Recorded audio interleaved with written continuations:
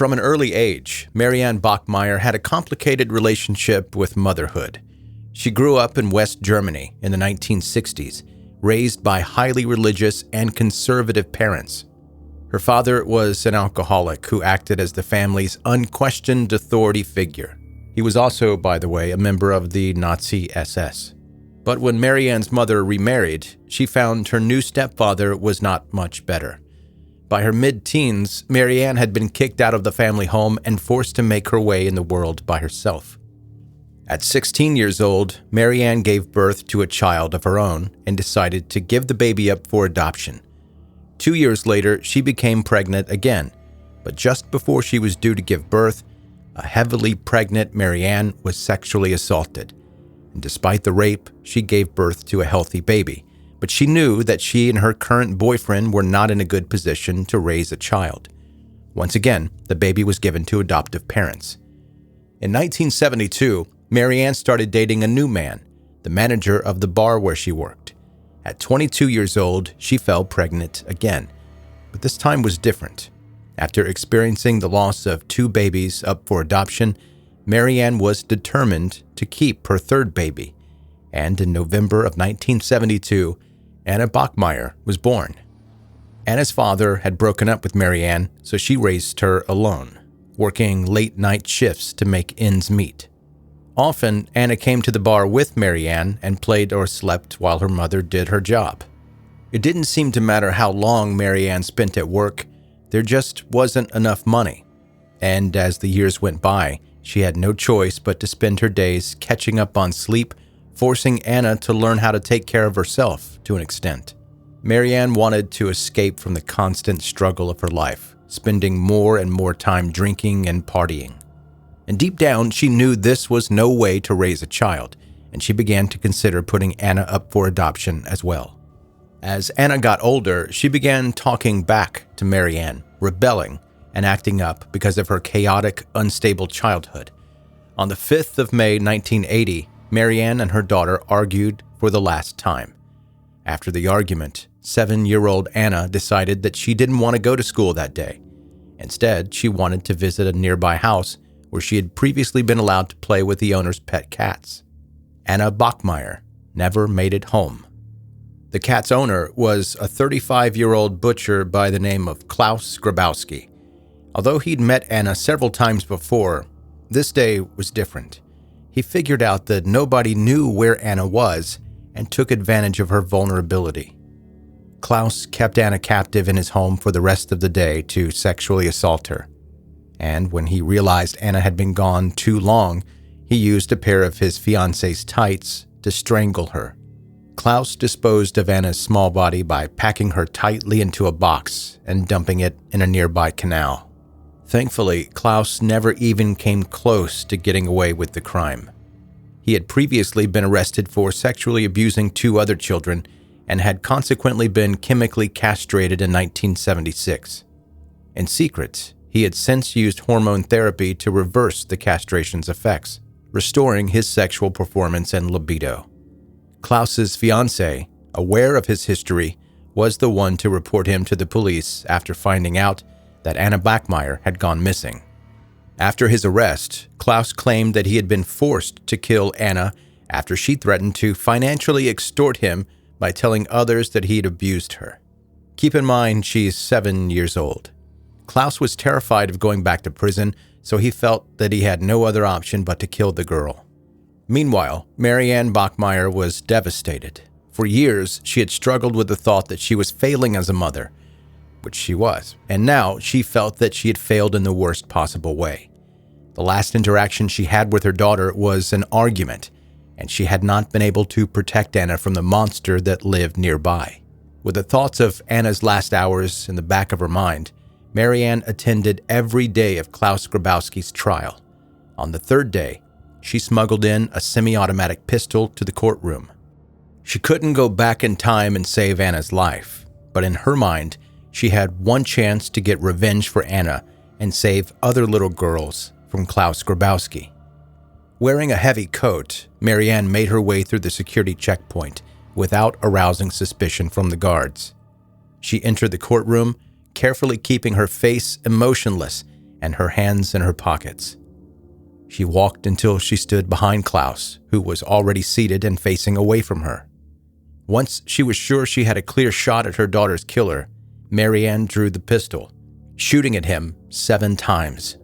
She had intended on shooting him 8 times, but 1 bullet missed, and the final shot didn't go off. As it turned out, the number of shots didn't matter. Klaus fell to the floor and died instantly, with no time to react or shield himself. Because of the near-instant fatality of the wounds, it's likely that Klaus never knew he was shot in the first place. Marianne put the gun away and surrendered to the court's security guards. She felt that her job as a mother was now done. As she was being escorted away, she glanced at Klaus one final time and called him a pig. Some witnesses reported hearing Marianne state that she wanted to shoot Klaus in the face instead of the back, and that she hoped he had died. Immediately after Klaus's death, media coverage of the case exploded, and Marianne Bachmeier's story became Germany's most famous vigilante killer. She sold her full life story to a magazine, using the money to cover her legal fees. And even while Marianne was in custody awaiting her murder trial, she was flooded with support, with well-wishers sending her gifts and flowers. Still, especially after the public found out about Marianne's 2 pregnancies as a teenager, there were people who viewed her as a murderer, like any other murderer. A single mother who had given up 2 of her children and then neglected her 3rd. It didn't fit the image of a grieving mother that had initially been on the front page of the papers. Marianne's original murder charges were dropped by the prosecution after her defense team argued that the shooting had been spontaneous instead of premeditated, and she was instead convicted of manslaughter as well as unlawful possession of a firearm. She was released from prison after serving half of her 6-year sentence.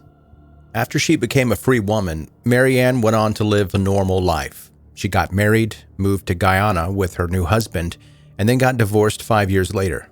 She worked in a hospice in Sicily until her health prevented her from working. And after being diagnosed with cancer, she returned home to Germany for the final time. Marianne continued to acknowledge her role in Klaus Grabowski's death. And later, she admitted that her defense had been wrong. The killing had been premeditated as a way to make sure Klaus saw the consequences of his actions. She'd also been influenced by Klaus's lies about 7-year-old Anna trying to extort him and wanted to kill Klaus to prevent him from tainting her daughter's memory with that story. One of Marianne's friends spoke in a documentary about the case, sharing a memory of Marianne's practicing her aim with a pistol after Anna was killed. And this explained how a single mother who had never held a gun before was somehow able to stand up in court and, despite her nerves and grief, shoot a man 6 times. Despite admitting that she had planned this act of vengeance, Marianne remained unremorseful for the remainder of her life, only stating that she had done it for Anna. In 1996, Marianne's terminal pancreatic cancer meant that she had very little time left to live, and her health quickly began to decline.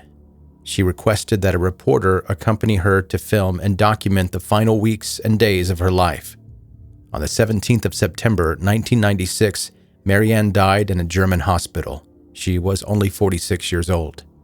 After spending 7 years of her life trying and failing to care for Anna, Marianne had spent the rest of it being known as the mother who shot and killed her daughter's murderer.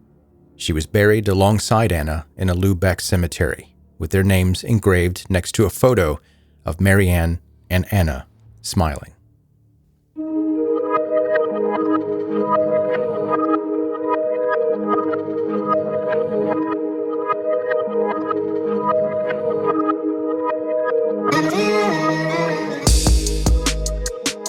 That is 10-Minute Murder for today.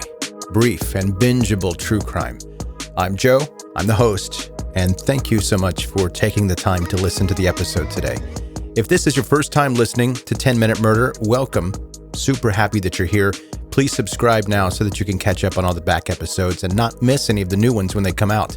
On social media, 10-Minute Murder is there. You can connect with me. You can hear everything that's going on with the podcast, as well as see visuals about what we're talking about here on 10-Minute Murder. And now let's quickly get to an email from one of you. Joe, Is there a killer or serial killer that there isn't a movie or documentary about that you'd like to see be made? And that comes from Melissa in New York. Thanks for the email, Melissa. And yes, that's a really good question. I did an episode about Marcus Wesson in the past. It's an extremely disturbing, but also interesting story, and I wouldn't mind seeing something on that case.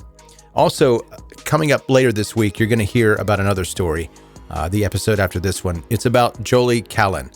It's a young lady in Alabama that broke up with her boyfriend, and he didn't take it well, and during a hike that she agreed to go with him on because she thought he was just trying to return to the friend zone, he killed her, and he pushed her over a cliff. And the story raises a lot of questions about our legal system and how far it should go, to what extent we should give leniency to someone with a mental defect. And that story's coming up later this week. Or if you're listening to this way later and after this has been released, it's the one right after this one. Again, thanks to Melissa for the email. Very good question. And if you have a question for me about the podcast, about true crime, or anything else that you want to know, joe@10minutemurder.com is my email address. All right, that's it for this episode. I appreciate you listening.